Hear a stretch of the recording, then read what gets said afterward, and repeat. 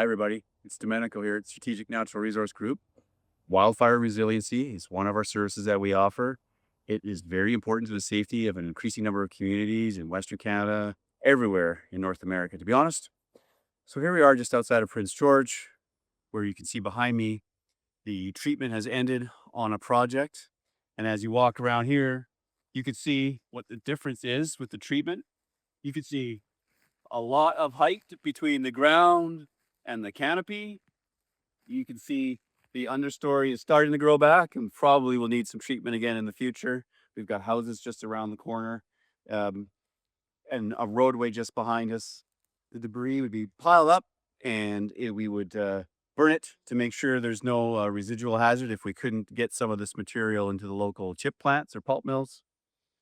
But these trees will continue to grow. They'll generate more volume per hectare than they would have if they were left here, and potentially be saw timber in the future. So you see, this type of active forest management treatment is exactly what we need to manage the risks of a climate change in our world, but also keep options open for timber production and other types of work in a renewable resource like forestry. Here we go. We are just heading out now, and as you see there, the PG man is wishing us well on our journey to the forest. We'll talk to you there. I'm Rebecca Groves. I am a TFT at the Prince George Office for Strategic, and today we're going to be doing some wildfire threat assessment plots. And we have Britt Lee, one of our summer students, driving us out there, learning how to do the plots today. Excellent. Get ready to do some field plots. Work on our fire resiliency planning here. Let's go see what's happening in the forest. Okay. We're heading into the woods here, and we're heading off to find representative locations. Wildfire threat assessment plots. I picked this area because it's a representative area generally where we're going to be on. So it's going to be like thick, dense pine with aspen throughout. They're not quite mature, but it's an odd mature pine, but it's the very like borderline mature pine that we have. But these areas are known to be very extreme fire rates. We're just here to like ground truth, just to like show how extreme it is. Dirty way of doing that. It is literally just kick a little bit until we get to the mineral soil, and then we just do like a rough estimate. Pretty shallow, so Organic layer is thin here. very shallow. So it's gonna be between like 2 to like 5 centimeters. We can measure it, but No, it makes it's sense. a good range. I would look at the entire like area instead of just our general like 3.99 area. So we're gonna start with like what the surface fuel is. So our options are like we have moss, herbs, or shrubs, lichen, conifer, and conifer shrubs, and then there's a dead fine fuels less than 1 centimeter.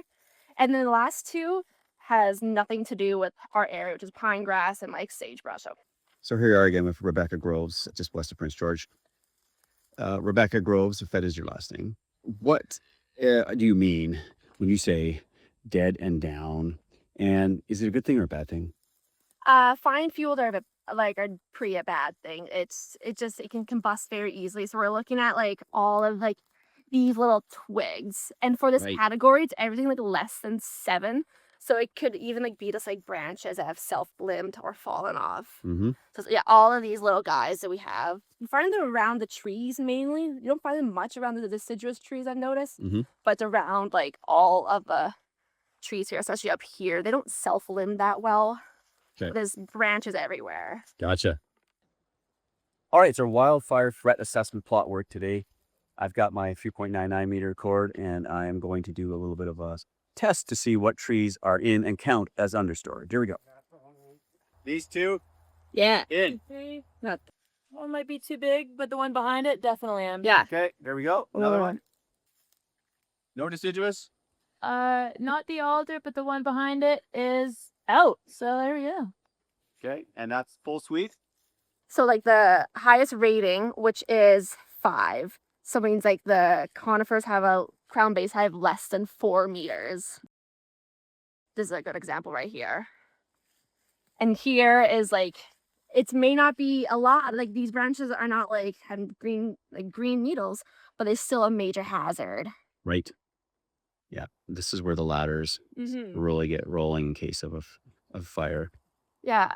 So the fuel strata gap is the same kind of thing, like where, like how many meters to like the green needles, like what's the gap between that? Right.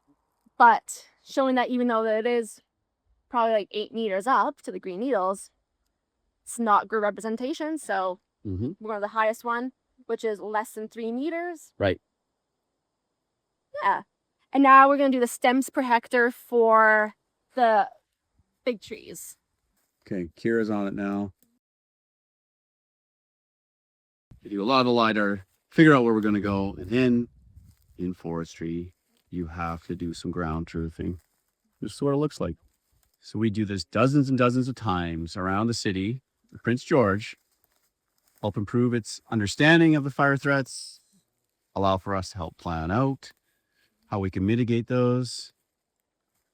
Just be prepared. 11 total? We're off the charts. We're off the charts. This is an extreme hazard area in terms of wildfire threat assessment, and we are confirming that here with our ground truthing. That